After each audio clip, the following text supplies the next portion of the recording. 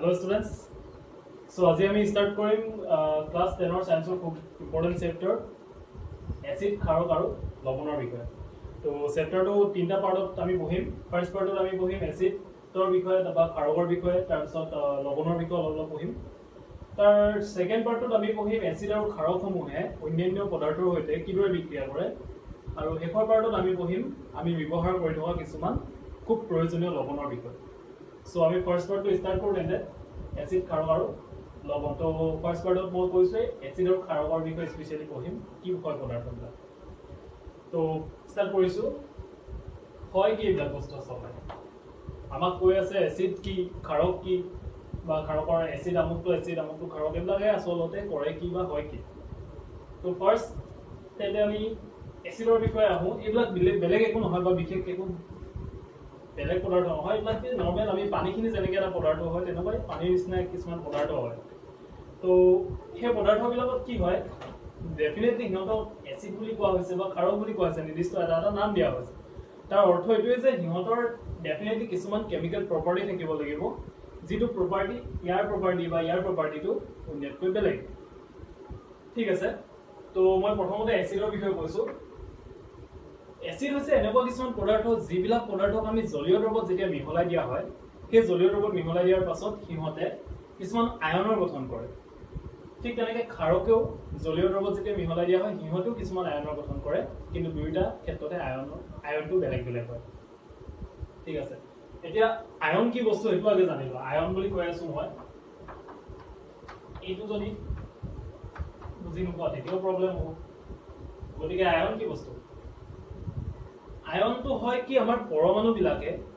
ধৰি লোৱা এক্সাম্পল এটা লৈছো মই ছডিয়ামৰ এটা পৰমাণু মই লৈছো। এই ছডিয়ামৰ পৰমাণুটোৰ বহিস্থলন খোলত কেইটা ইলেক্ট্ৰন থাকে? এটা ইলেক্ট্ৰন থাকে।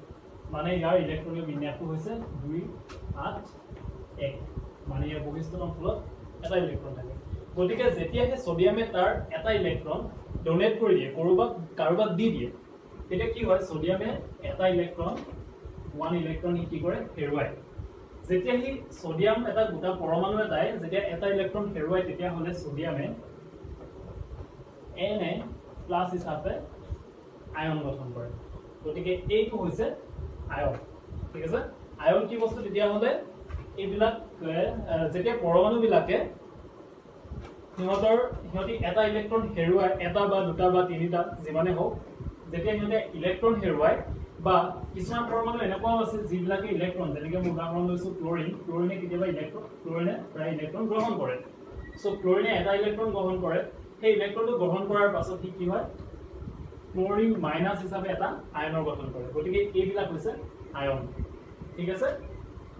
গতিকে এসিডে এনেকুৱা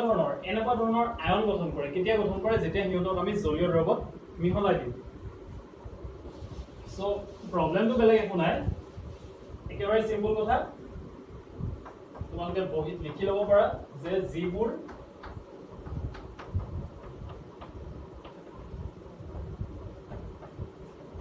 পদাৰ্থ হয়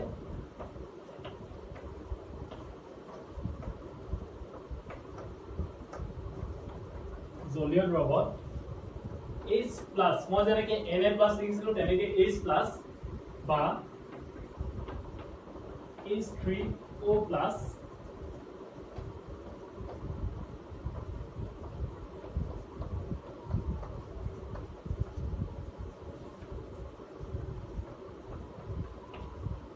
আয়নৰ গঠন কৰে। গতিকে ইয়াৰ নাম হৈছে হাইড্ৰোজেন আয়ন আৰু ইয়াৰ নাম হৈছে হাইড্ৰনিয়াম আয়ন। কেতিয়াবা কি হয় আয়ন বিলাকত এটাতকে অধিক পৰমাণু থাকিব পাৰে। তো এইবিলাকক মূলক বুলি কোৱা হয় আচলতে। তো কেতিয়াবা কি হয় হাইড্ৰোজেন আয়ন গঠন কৰে বা কেতিয়াবা হাইড্ৰনিয়াম আয়ন গঠন কৰে। কোনে গঠন কৰে? এইবিলাক এসিডবিলাকে গঠন কৰে, যেতিয়া আমি এসিডবিলাকক জলীয় দ্ৰৱত মিহলাই দিওঁ। গতিকে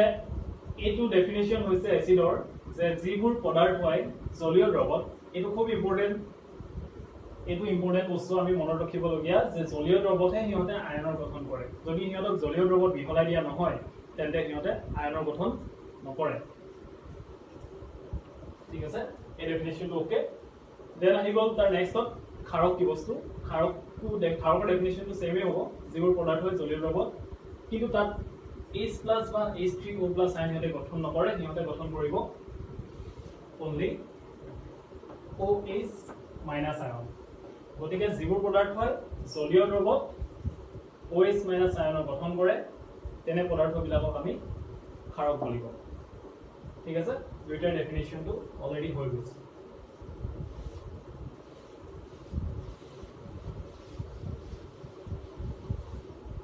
সো এতিয়া আমি গম পালো এসিডৰ বিষয়ে অলপ আৰু ক্ষাৰকৰ বিষয়ে ক্ষাৰকটো ইংৰাজীত বেছ বুলি কোৱা হয় সো এসিডে কি কৰে তেন্তে যেতিয়া হিহঁতক পানীৰ সৈতে বা জলীয় দ্ৰৱৰ সৈতে মিহলাই দিয়া হয় তেতিয়া হিহঁতে H+ বা H3O+ আয়নৰ গঠন কৰে যেতিয়া ক্ষাৰকক পানীৰ সৈতে মিহলাই দিয়া হয় তেতিয়া হিহঁতে OH- আয়নৰ গঠন কৰে এইটো হৈছে ইহঁতৰ এক নম্বৰ পাৰ্থক্য দুইটাৰ মাজত পাৰ্থক্য যদি উলিয়াব যাওঁ প্ৰথম পাৰ্থক্যটো এইটোৱে পাম যে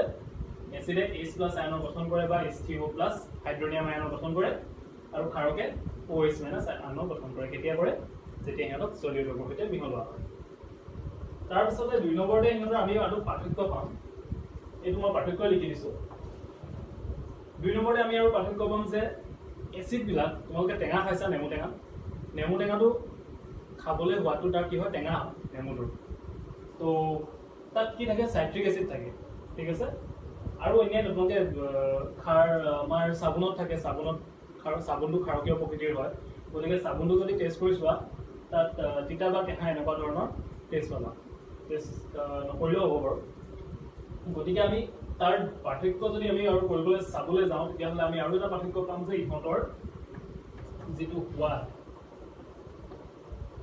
সোৱাদটো হৈছে টেঙা এসিড প্ৰায়বিলাক এসিডৰে সোৱাদ টেঙা আৰু ক্ষাৰকৰ সোৱাদ তেনেদৰে তিতা বা কেঁহা বহিত নোট কৰি লোৱা এটা কথা যে এসিডে H+ H3O+ আয়ন গঠন কৰে কেতিয়া জলীয় দ্ৰৱত মিহলালে বা ক্ষাৰকে জলীয় দ্ৰৱত OH- আয়ন গঠন কৰে আৰু এসিডৰ সোৱাদ টেঙা ঠিক তেনেকৈ ক্ষাৰকৰ সোৱাদ তিতা বা কেঁহা আৰু বহুতো পাৰ্থক্য আছে ইহঁতৰ আমি যেতিয়া ইহঁতৰ ধৰ্মবিলাক পঢ়ি যাম আমি ইয়াৰ পাছতে সূচকৰ বিষয়ে পঢ়িম যে সূচকৰ বিষয়ে যেতিয়া পঢ়ি যাম তেতিয়া আমি কি কৰিম আৰু পাৰ্থক্য ইহঁতৰ ওলাই গৈ থাকিব সো বৰ্তমানলৈকে এই দুটা লিখি তলত স্পেচ ৰাখিছোঁ যাতে আমি আৰু পাৰ্থক্য লিখিব পাৰোঁ ঠিক আছে এইকেইটা পাৰ্থক্য লিখিব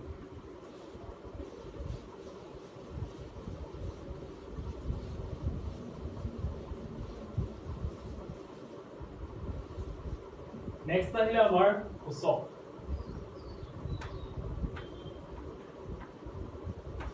আমি এসিড কি শিকিলো ক্ষাৰক কি শিকিলো এসিডৰ সোৱাদ শিকিলো ক্ষাৰকৰ সোৱাদ শিকিলো তাৰপিছতে আমি এতিয়া নেক্সট আমি পাম সূচক কি বস্তু সূচকবিলাকক ইংৰাজীত কোৱা হয়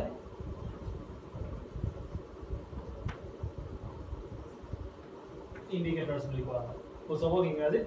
ইণ্ডিকেটৰ্ছ বুলি কোৱা হয় এতিয়া সূচক কি বস্তু সূচকো পদাৰ্থই হয় সি কেনেকুৱা ধৰণৰ পদাৰ্থ সি এনেকুৱা ধৰি লোৱা এনেকুৱা ধৰণৰ পদাৰ্থ সি নিৰ্ধাৰণ কৰিব যে বস্তু এটা এচিডিক নে ক্ষাৰকীয়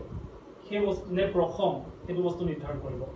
গতিকে এচিডিক হ'বলৈ হ'লে তাত এচিড থাকিব লাগিব ক্ষাৰকীয় প্ৰকৃতিৰ বস্তু এটা হ'লে মানে তাত ডেফিনেটলি ক্ষাৰক সোমাই থাকিব লাগিব প্ৰসম হ'বলৈ হ'লে কি হ'ব লাগিব সি এচিডিকো নহয় ক্ষাৰকীয় নহয় সি নিউট্ৰেল হৈ থাকে নিউট্ৰেল মানে কি আমি এই পানীবিলাকৰ কথা নৰ্মেল যদি মই ইয়াত পানী লওঁ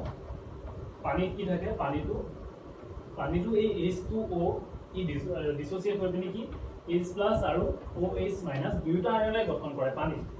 ঠিক আছে নৰ্মেল পানীখিনি চফা পানীখিনি H+ আৰু OH- আয়ন গঠন হয় কিন্তু তাতে কি হয় প্ৰথম বুলি কিয় কৈছো তাত যিমানটা পৰিমাণৰ H+ থাকিব যদি 10টা পৰিমাণৰ H+ আয়ন থাকে তেতিয়াহ'লে 10টা OH- আয়ন থাকিব সো ডেফিনেটলি কি হয় পানীটো সেইকাৰণে প্ৰথম বুলি আমি কওঁ তো প্ৰথম দ্ৰব্য কোনবিলাক বুলি ক'লে য'ত হাইড্ৰজেন আয়ন আৰু হাইড্ৰক্সাইড আয়নৰ পৰিমাণ সমান তাকে আমি প্ৰথম দ্ৰব্য বুলি কওঁ তো এসিড এটা কি হয় মোক এতিয়া সাপোজ দি দিলে তিনটা বিকাৰ মোক ইয়াত তিনিটা বিকাৰ দি দিলে তিনটা বিকাৰৰ তিনি প্ৰকাৰৰ দ্ৰৱ দিলে গোটেই দ্ৰৱখিনিৰ কালাৰ একেই দেখিবলৈ সব আমাৰ পানীখিনি যেনেকুৱা কালাৰ পানীখিনিৰ নিচিনাই দেখিছোঁ গতিকে মই কেনেকৈ গম পাম যে ইয়াত কি আছে ইয়াত এচিড আছে নে ক্ষাৰক আছে বা প্ৰথম দ্ৰৱ আছে বা ইয়াত এচিড আছে নে ক্ষাৰক আছে না বা প্ৰথম দ্ৰৱ আছে বা ইয়াত কি আছে সেইটো মই গম নাপাওঁ কেতিয়ালৈকে গম নাপাওঁ যেতিয়ালৈকে মই তাক পৰীক্ষা নকৰোঁ যে সূচকৰ দ্বাৰা আমি কি কৰিব লাগিব পৰীক্ষা কৰিব লাগিব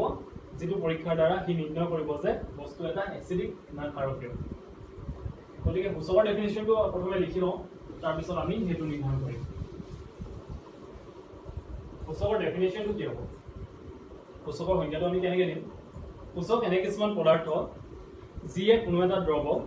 এচিড নে ক্ষাৰকীয় নে প্ৰথম তাক নিৰ্ধাৰণ কৰে ঠিক আছে সূচক হৈছে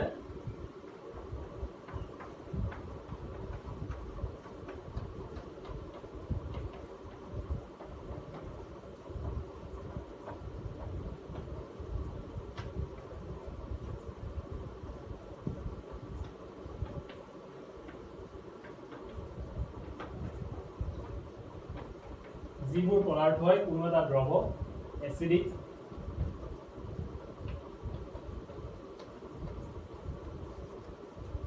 নে ক্ষাৰকীয় নে প্ৰথম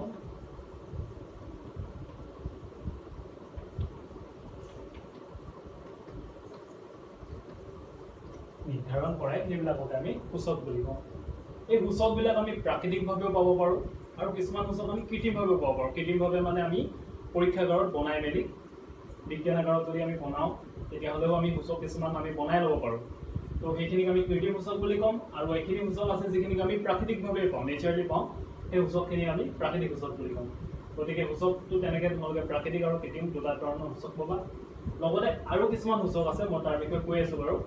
কিন্তু পৰাপক্ষত এইখিনি এই বস্তুটো লিখিবা যে যিবোৰ পদাৰ্থই কোনো এটা দ্ৰৱ এচিডিক নে ক্ষাৰকীয় নে প্ৰথম নিৰ্ধাৰণ কৰে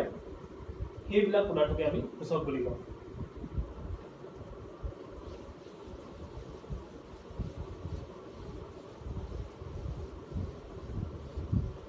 তো মই প্ৰথমতে সূচকৰ কেইটামান উদাহৰণ দি লওঁ আমি পাম সূচকৰ উদাহৰণত লিটমাছ পাম লিটমাছ সূচকৰ উদাহৰণ পাম 2 নম্বৰতে পাম আমি হালধিক আমি সূচক হিচাপে ব্যৱহাৰ কৰিব পাৰোঁ আমি হালধি মানে ঘৰত যে ব্যৱহাৰ কৰে সেই হালধিটো আমি সূচক হিচাপে ব্যৱহাৰ কৰিব পাৰোঁ তাৰপিছতে 3 নম্বৰতে পাম আমি কিছুমান কি হয় কৃত্ৰিম সূচকো পাম আমি যেনেকৈ মিথাইল অৰেঞ্জ আমি পাম 4 নম্বৰতে আমি পাম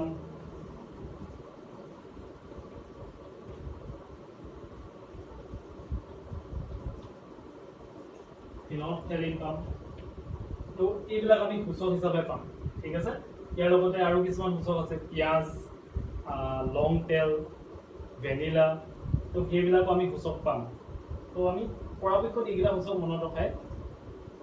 ঠিক আছে তো এইবিলাক সূচকে মনত ৰাখি ল'বা নেক্সট আমি আহোঁ লিটমাছ সূচকটো আমি কেনেকৈ ব্যৱহাৰ কৰিব পাৰোঁ লিটমাছ সূচকেনো কেনেকৈ নিৰ্ধাৰণ কৰিব পাৰে কোনো এটা বস্তু এচিডিক নে ক্ষাৰকীয় ঠিক আছে ই নিৰ্ধাৰণ কৰে বুলি আমি গম পালোঁ যিহেতু ই সূচক হয় তেতিয়াহ'লে ই ডেফিনেটলি এচিড নে ক্ষাৰকীয় সেইটোৱে নিৰ্ধাৰণ কৰিব তো ই কেনেকৈ নিৰ্ধাৰণ কৰিব ঠিক আছে মই প্ৰথম লিটমাছলৈ গৈছোঁ এতিয়া লিটমাছৰ বিষয়ে তোমালোকৰ চেপ্টাৰটোৰ একেবাৰে ফাৰ্ষ্ট পেজত এটা টেব আছে তলত সেই টেবটোত লিটমাছৰ বিষয়ে ভালকৈ লিখা আছে যে লিটমাছ ক'ৰ পৰা আহিছে লিটমাছক আমি কেনেকৈ ব্যৱহাৰ কৰিছোঁ বা কোনে প্ৰথমে লিটমাছটো ব্যৱহাৰ কৰিছিলে সেইবিলাক কথা লিখা আছে তাতে তাৰ পৰা তোমালোকে লিটমাছৰ বিষয়ে লিখি থবা দুটা লাইনত ঠিক আছে চ' এতিয়া লিটমাছটো নৰ্মেলি কি হয় বেঙুনীয়া কালাৰৰ হয় বেঙুনীয়া ৰঞ্জক বুলি কৈছে ইয়াত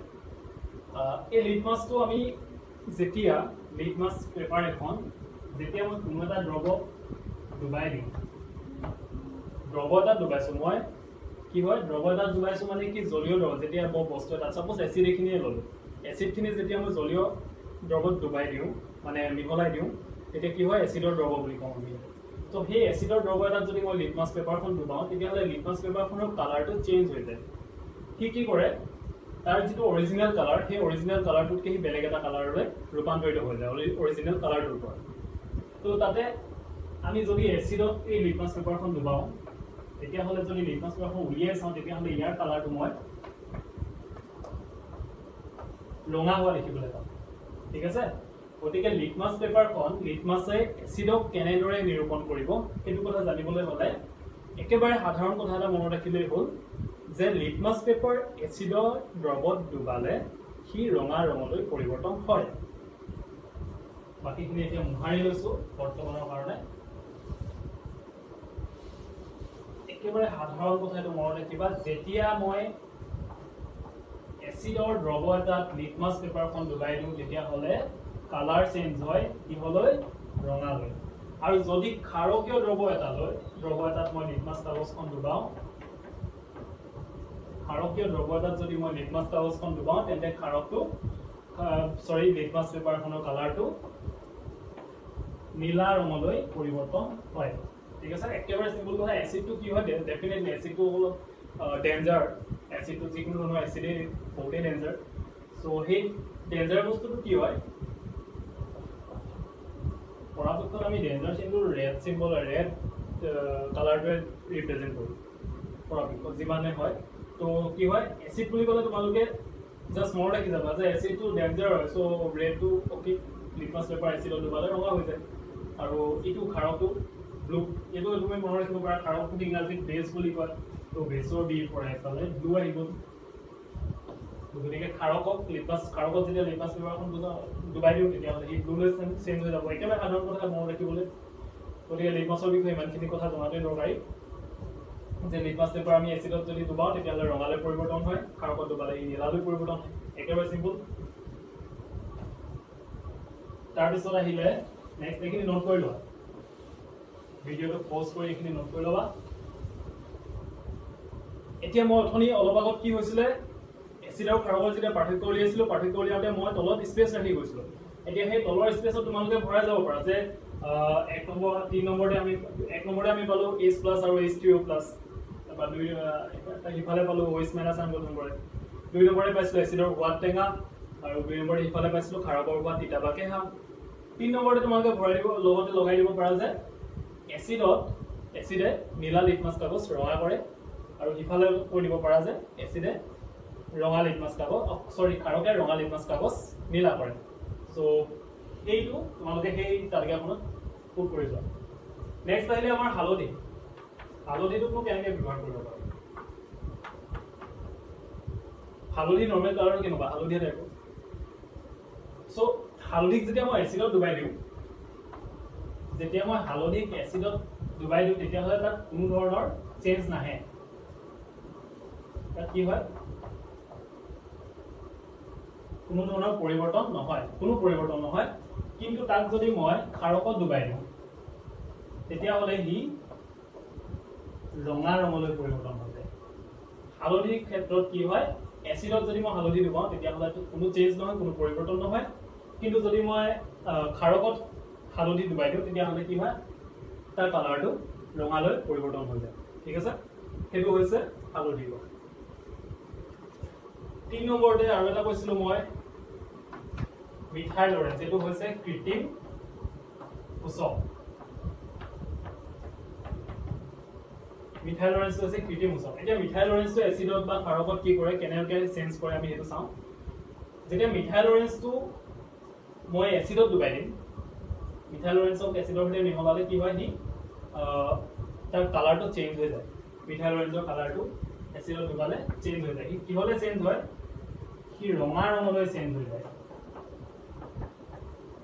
ৰঙা কেতিয়া ৰঙা হয় যেতিয়া তাক আমি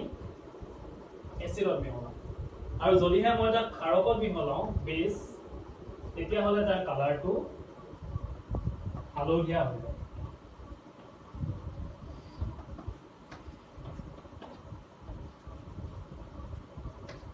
তাৰ কালাৰটো হালধীয়া হৈ যায় এই বস্তুটো মনত ৰখা খুব ইম্পৰ্টেণ্ট মানে নিউমনিক্স এটা আছে যে আমি এনেকৈ মনত ৰাখিব পাৰোঁ A for apple then R for red so' এপলটো নৰ্মেলি ৰেড হয় গতিকে my apple is red then বেছ মানে তোমাৰ বানানা ধৰি ল'ব পাৰা বানানা ইজ য়েল্লো সো সেনেকৈ আমি মনত ৰাখিব পাৰোঁ যে মিথাইল অৰেঞ্জটো যদি এচিডত ডুবাই দিওঁ তেতিয়াহ'লে সি ৰঙা ৰঙলৈ ৰূপান্তৰিত হৈ যায়, আৰু খাৰকত যদি ডুবাই দিওঁ তেতিয়াহ'লে সি কি হয় হালধীয়া ৰঙলৈ ৰূপান্তৰিত হৈ যায়। চ' এইবিলাক বস্তু তোমালোকে এজ এ কি হয় এজ এ লিষ্টেড কৰি পিনি ৰাখিব পাৰা। এক্সামত যেতিয়া কুৱেশ্যন আহিব কুৱেশ্যনৰ লগতে এইবিলাক বস্তু আমি এজ এন এক্সাম্পল আমি দিব পাৰোঁ, তো তেতিয়া তোমালোকৰ মাৰ্কিঙত বহুত সুবিধা হ'ব।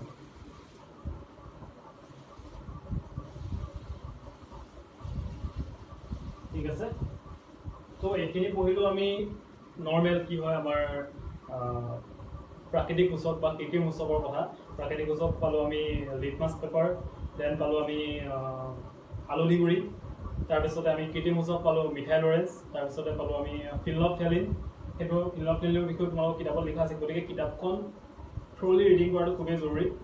কিতাপখনৰ আৰু যিখিনি পঢ়িবা পঢ়াখিনি তলত আণ্ডাৰলাইন কৰি যাবা, যিখিনি ইম্পৰ্টেণ্ট বস্তু পাইছা মই ইয়াত যিখিনি নোট কৰিছোঁ সেইখিনিৰ উপৰিও তোমালোকে তাত আৰু বহুত ইম্পৰ্টেণ্ট বস্তু পাবা। তাৰপিছতে আহিলে আমাৰ কিছুমান সূচক এনেকুৱা আছে, এইবিলাক সূচকে কি কৰিছিলে, এইবিলাক সূচকে আমাক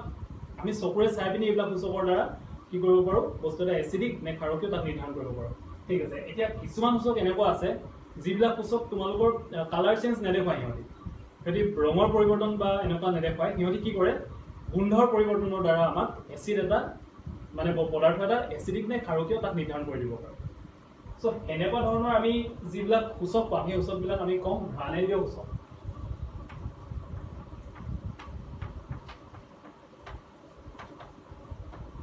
ঘ্ৰাণেন্দ্ৰীয় সূচক বুলি কওঁ। ঘ্ৰাণ মানে কি গোন্ধ, গতিকে সেই গোন্ধৰ পৰিৱৰ্তনৰ দ্বাৰা যিবিলাক সূচকে কোনো এটা পদাৰ্থ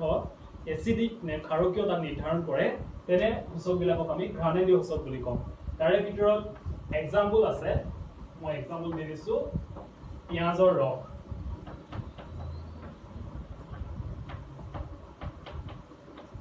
গতিকে পিঁয়াজৰ ৰসটো এচিডত মিহলালে আৰু এইফালে ক্ষাৰকত মিহলালে তোমালোকে বেলেগ বেলেগ ধৰণৰ গোন্ধ পাবা। 2 নম্বৰতে এক্সাম্পল দিছোঁ ভেনিলা, এক প্ৰকাৰৰ আতৰ। 3 নম্বৰ এক্সাম্পল আছে তোমালোকৰ লং তেল। এইবিলাক হৈছে কি ঘ্ৰাণেন্দ্ৰীয় সূচকৰ উদাহৰণ। গতিকে এইকেইটা নোট কৰি থোৱা, প্লাছ ঘ্ৰাণেন্দ্ৰীয় সূচক কাক কয় সেইটো বহীত নোট কৰা। চ' এইটো হৈ গ'ল ঘ্ৰাণেন্দ্ৰীয় সূচক কাক কয়, যে যিবিলাক সূচকে গোন্ধৰ পৰিৱৰ্তনৰ দ্বাৰা কোনো এটা পদাৰ্থ এচিডিক নে ক্ষাৰকীয় তাক নিৰ্ধাৰণ কৰে। ঠিক আছে, এইকেইটা নোট কৰিব।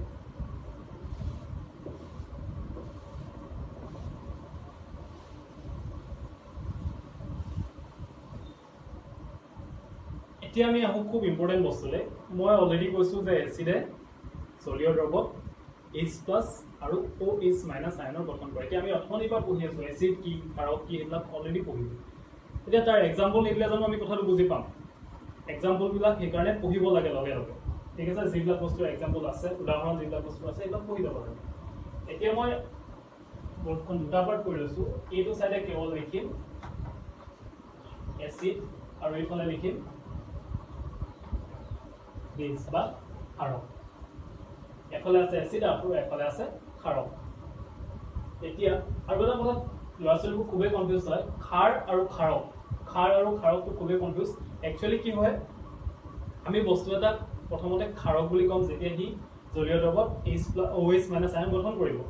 কিন্তু যিবিলাক ক্ষাৰক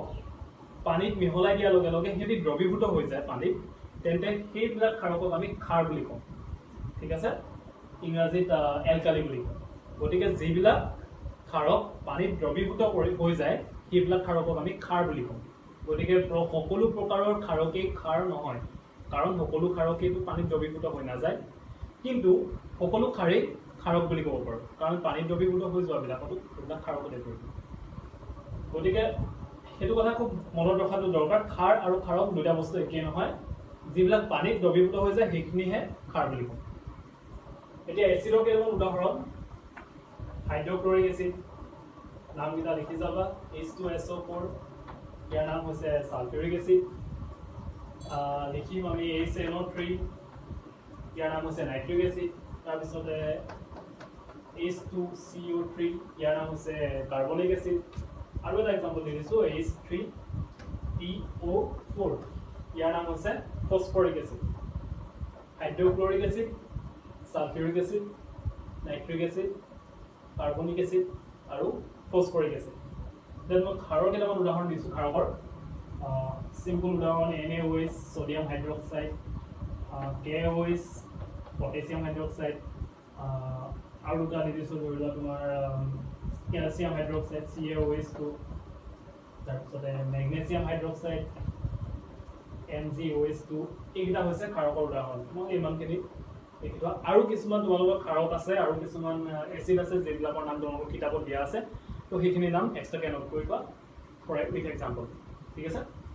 এতিয়া মই আপুনি কৈছিলো এচিডটো জলীয় দ্ৰৱত মিহলালে কি H+ আয়ন গঠন কৰে এটা কেনেকৈ গঠন কৰে ইয়াত যেতিয়া মই H2 পানীৰ সৈতে মিহলাই দিম তেতিয়াহ'লে ডিসোচিয়েট হৈ যাব ই ভাগি যাব হাইড্ৰোজেন আৰু ক্লোৰিনে যিটো বন্ডিং কৰি আছিলে বন্ডিংটো ভাগি কি কৰিব হি H+ আৰু Cl- আয়ন হিচাপে ফৰ্ম কৰিব দেন ইয়াত যদি মই পানীৰ সৈতে মিহলাই দিম তেতিয়াহ'লে ই কি কৰিব ইউ তেনেকে H+ আৰু SO4 2- হিচাপে কি কৰিব আয়নৰ ফৰ্ম কৰিব সো এইবিলাক সব আয়ন হয় দেন ইয়াত যদি মই পানীৰ সৈতে মিহলাই দিম সেম প্ৰসিডিউৰ দেন ই H+ আৰু NO3 আয়ন হিচাপে ফৰ্ম কৰিব ই কি কৰিব ই H+ আৰু CO3 2- হিচাপে ফৰ্ম কৰিব তেনেকে ই কি কৰিব H+ আৰু PO4 3- হিচাপে ফৰ্ম কৰিব সো এইবিলাক আয়ন হয় ইয়াত প্ৰতিটোতে কমন কি আছে আমি যদি কমন বিটা চাবলৈ যাওঁ সাধাৰণ বস্তু কি আছে প্ৰত্যেকটোতে আমি দেখিছো H+ বাকি কিটা বাদ দিয়া এইটা কি হৈছে H+ ইয়াতো H+ আছে ইয়াতো H+, ইয়াতো H+, গতিকে আমি গম পালো এটাটো এচিডে আছিল আৰু সেই এচিড বিটা যেতিয়া মই পানীত মিহলাই দিছো তেতিয়া নিয়তে এটা এনেকুৱা ধৰণৰ এটা কমন আয়নৰ ফৰ্ম কৰিছে যেটো আয়নৰ নাম হৈছে হাইড্ৰোজেন আয়ন এই হাইড্ৰোজেন আয়নটো যেতিয়া আকৌ পানীৰ অণুৰ সৈতে মিহলি যায় প্লাস H2O যদি আমি ইয়াত কৰো তেতিয়া হলে আমি পাম H3O প্লাস হাইড্ৰোনিয়াম আয়ন তেতিয়া ফৰ্ম হয় ঠিক আছে গতিকে এচিডে যে H+ আয়নৰ ফৰ্ম কৰে এই উদাহৰণ কিটাৰ পৰা তোমালোকে মনত ৰাখিব পাৰিবা ঠিক তেনেকৈ আমি ক্ষাৰক যদি পানীৰ সৈতে মিহলাই দিওঁ তেতিয়া হলে কি হ'ব ইয়াকো মই তেনেকৈ H2O সৈতে মিহলাই দিলো তেতিয়া ইউ ডিসোচিয়েট হৈ যাব Na+ আৰু OH- কি কৰিব K+ OH- ই তেনেকৈ ফৰ্ম কৰিব Ca2+ OH- ইউ তেনেকৈ ফৰ্ম কৰিব কি Mg2+ OH-। সো ইয়াতে আমি অথনি যেনেকৈ অলপ আগত ইয়াত যেনেকৈ H+ আয়নটো কমন পাইছিলো আমি ক্ষাৰক বিলাকত কি পাম OH- আয়নটো আমি কমন হিচাপে পাম ঠিক আছে তো এইখিনি উদাহৰণ তোমালোকে বহি নোট কৰিবা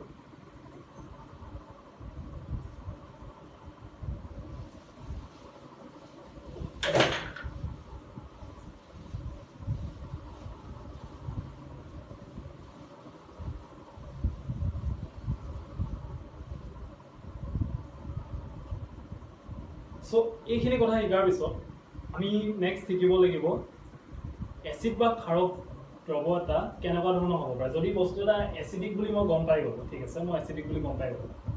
এচিডিক বুলি গম পোৱাৰ পাছতে সেই বস্তুটো যদি এচিডিক হয় কেনেকুৱা ধৰণৰ এচিড সি খুব ষ্ট্ৰং নে সি খুব উইক হয় তাৰমানে পাৱাৰ কিমান আছে তাৰ সেই পাৱাৰটোৰ ওপৰত ডিপেন্ড কৰি আমি এচিডক কেনেকৈ ভাগ কৰিব পাৰোঁ এচিডক দুটা ধৰণে ভাগ কৰি দিব পাৰোঁ আমি এটাক আমি ষ্ট্ৰং এচিড বুলি ক'ব পাৰোঁ বা কি বুলি ক'ব পাৰোঁ গ্ৰাহ এচিড বুলি ক'ব পাৰোঁ আৰু এটাক আমি লঘু এচিড বুলি ক'ব পাৰোঁ য'ত তোমাৰ এচিডটোৰ পাৱাৰটো কম থাকে ঠিক আছে তো যিকোনো ধৰণৰ এচিডত নৰ্মেলি কিহৰ প্ৰেজেন্ট থাকে এচিডত কি আয়নৰ প্ৰেজেন্ট থাকে H+ আয়নৰ প্ৰেজেন্ট থাকে এতিয়া এই H+ আয়নটো যদিহে যথেষ্ট পৰিমাণে উৎপন্ন হয় যেতিয়া আমি পানীত মিহলাই দিয়াৰ লগে লগে আমি দেখিলো বহুতখিনি H+ আয়নৰ গঠন হৈছে তেতিয়াহ'লে আমি কম যে এই এচিডটো গ্ৰাহ এচিড আৰু যদিহে দেখো যে আমি বহুত বেছি H+ আয়নৰ গঠন হোৱা নাই খুব কম পৰিমাণৰ H+ আয়নৰ গঠন হৈছে কিন্তু গঠনটো H+ আয়নেই হৈছে তেতিয়া আমি ক'ব পাৰোঁ যে এই বস্তুটো লঘু এচিড সো গতিকে গ্ৰাহ এচিড হ'বলৈ হ'লে কি হ'ব লাগিব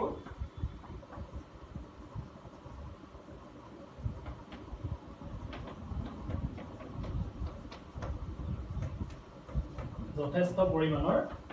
H+ আয়ন সৃষ্টি হ'ব লাগিব ক'ত এচিডত গতিকে এইটোক আমি যথেষ্ট পৰিমাণৰ যদি H+ আয়ন সৃষ্টি হয় তেতিয়াহ'লে আমি তাক কি ক'ম গ্ৰাফৰ এচিড মানে বেছি H+ আয়ন থাকিলে তাক গ্ৰাফৰ এচিড ক'ম আৰু লঘু এচিড বুলি ক'বলৈ হ'লে কম পৰিমাণৰ H+ আয়ন খুব কম পৰিমাণৰ H+ আয়নৰ গঠন হয় তাক আমি লঘু এচিড বুলি ক'ম এতিয়া মই অথনি দেখাইছিলো যে পানীটো H+ আৰু OH- থাকে গতিকে পানীত যদি আমি এচিড এটা মিহলাই দিম তেতিয়াহ'লে তাত ডেফিনেটলি H+ আয়নৰ পৰিমাণটো বাঢ়ি যাব কাৰণ এচিড মিহলাইছো গতিকে H+ আয়নেটো ফৰ্ম কৰিব সো ঠিক তেনেকৈ আমি ক্ষাৰকৰ ক্ষেত্ৰতো তোমালোকে নিজে লিখি ল'বা হেতু